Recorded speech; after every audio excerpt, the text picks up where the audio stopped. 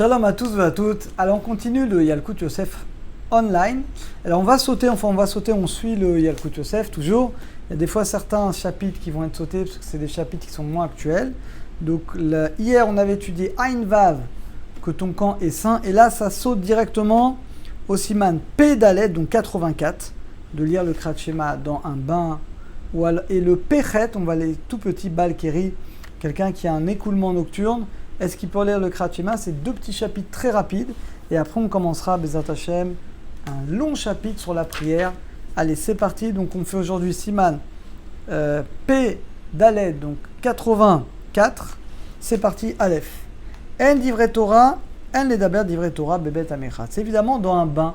Prenez par exemple un mikvé. Évidemment, on ne peut pas parler de Torah. Même dans le cheder apnemi, même dans la salle intérieure, on se change.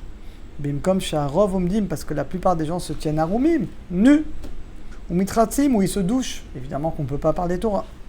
Vassou aflou l'arrêt, on ne peut même pas penser à des paroles de Torah, parce qu'en général, il y a de la chaleur, il y a des vapeurs, et ce ne sont pas très bons. Afapi shen sham adam, vem zoama metsuyav. La zoama, c'est ça. La zoama, c'est les vapeurs chaudes qui vont faire forcément, il y aura des mauvaises odeurs. Velachen dit bet amechas, qui dit ben akise. Donc les bains chauds, les mikvés on va dire aujourd'hui, c'est comme les toilettes. Asugamken lomar shalom, on ne peut pas dire shalom à son ami, parce que shalom c'est un nom d'Hachem. Chez Shemo, chez la Koshbrou, c'est le nom d'Hachem. Aval divrei chol, mais des paroles chol, profanes, moutar, j'ai le droit de dire dans le bet amichatz, même en la shon kodesh. Bet. Atovel be mikvé tara bebet advila. Celui qui se trempe au mikvé, bebet advila. Asur lo larer beshemot kodesh. On n'a pas le droit, et là on va parler de quelque chose de très important et qui est très peu connu. Quand vous trempez au mikvé, bon c'est vrai qu'en ce moment avec le virus on ne sait plus, mais Bezat Hashem bientôt on va retourner au mikvé.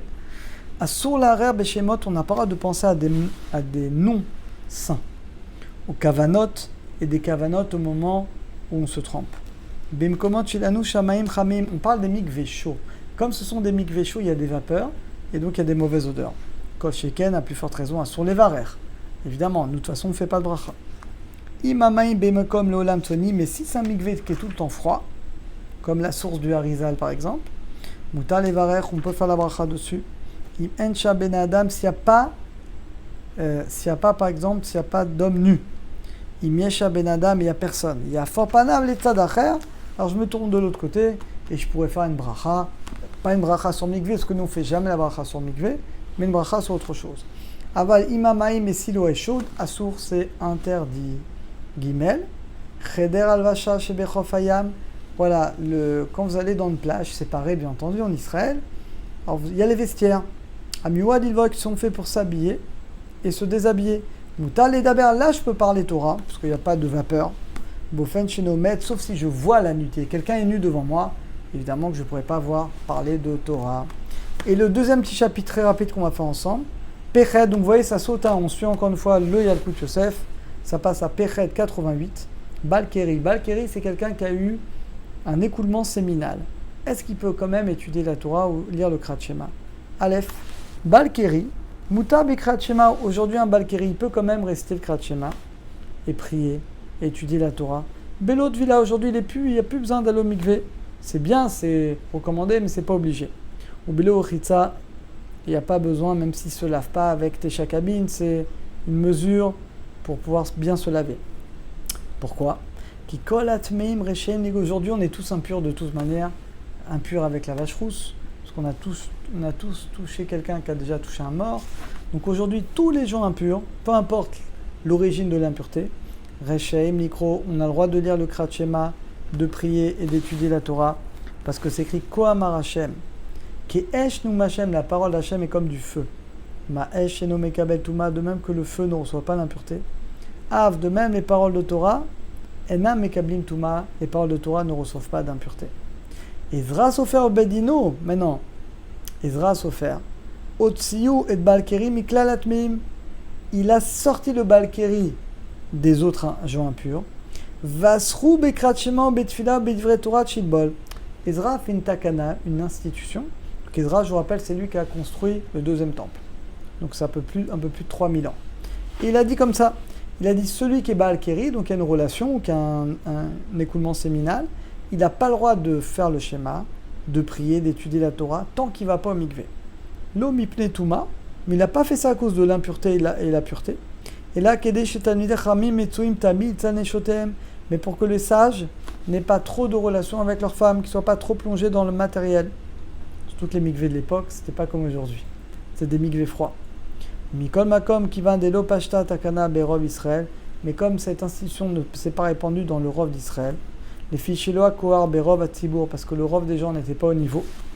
Les fika batla takana, donc cette takana a été annulée. Vechazru chachamim vemidou, et les chachamim ont redit comme avant que quelqu'un, peu importe la raison d'impureté, il n'y a pas besoin d'aller au mikvé pour étudier la Torah ou faire le schéma. Un Balkeri, et aujourd'hui même un Balkeri, même quelqu'un qui a une relation, il peut lire le Krat Shema, la Tfila, étudier la Torah, Blot Vila, sans Tfila, sans Echitza. Il n'est pas non plus obligé de se laver avec un certain nombre de dizaines de litres. Il se lavera normalement. Mikol Makom, Yesh Chasidim, c'est vrai qu'il y a des gens pieux, un Shema, c'est des gens bien. Machmirim, qui sont Machmirim, de dès qu'ils ont une relation, ils vont forcément migrer le lendemain matin. C'est bien, c'est très bien. Noagim Lidbol Bamigvé, ils ont l'habitude d'aller au migvé comme ça avant la Tfila. Viesh et Noagim Bechitzat Shakabim, il y en a qui ont l'habitude de Teshakabim, donc c'est, on a dit, à peu près une vingtaine de litres. Omdim Tachat qui reste sous la douche. Tishperu, jusqu'à ce qu'on va se verser sur eux, Teshakabim. Voilà, il dit ça fait à peu près Shnem Asar litres, voilà, à peu près 12 litres. Voilà, que vous ayez un petit peu une idée. Donc tu restes 5 minutes sous la douche, ça y est, t'as tes 12 litres. Qui vient d'en chiyuv betvila, étant donné qu'il n'y a pas d'obligation de faire cette villa, moïla, ça marche, les shakabim. Bête. Nashim beme nidutam. Une femme, lorsqu'elle est nida, chayvot litpalel, elle est obligée de prier, de réciter toutes les brachot qu'elle doit faire. Rachot lidmod, elle peut étudier la Torah avec le nom d'Hachem. Ça n'existe pas chez nous une femme qui est nida qui ne va pas réciter son birkat ou ses brachot. Asur limana, une femme n'a pas le droit de s'empêcher de prier parce qu'elle est nida. Mikol abrachot parce qu'elle est impure. Afilu nagu lachmir, alem levatel, même si elle a un minag d'être mahmir, elle doit annuler, c'est un mauvais minag. Pourquoi la femme 15 jours elle va pas prier? Non. Et elle dit vrai gdusha mekablim tuma. Et les paroles de la Torah, les paroles de la sainteté ne reçoivent pas d'impureté. Et la dernière, Gimel, yesh nashim noagot lachmir alatzmam. Il y a des femmes qui sont strictes sur elles. Shelo likanes et bet akneset, de ne pas aller à la synagogue, beme tumatam lorsqu'elle est nida. Shelo listakel, ou alors de ne pas regarder dans le Sefer Torah au moment où on le monte. Ça, c'est déjà écrit dans certains maîtres, comme le Orzaroua. Nos frères Ashkenazim ramènent ces avis-là. Afapi shemi karadin, akol mutar, bien que d'après la halakha, la femme, aucun problème. Elle peut même toucher un Sefer Torah, embrasser un Sefer Torah, c'est l'Enida, parce qu'il n'y a pas de Touma vis-à-vis de la Torah. Mikol makom rachot lachmir, si une femme elle va être mahmir, elle a le droit. Ou l'un be'amim anoraïm, mais quand c'est Rosh Hashanah Kippour, chez Nashim Rabot, que les femmes elles vont à la synagogue, lo nagu, on n'est pas mahmir, qui est le bonne, parce que c'est la honte pour elle de ne pas aller.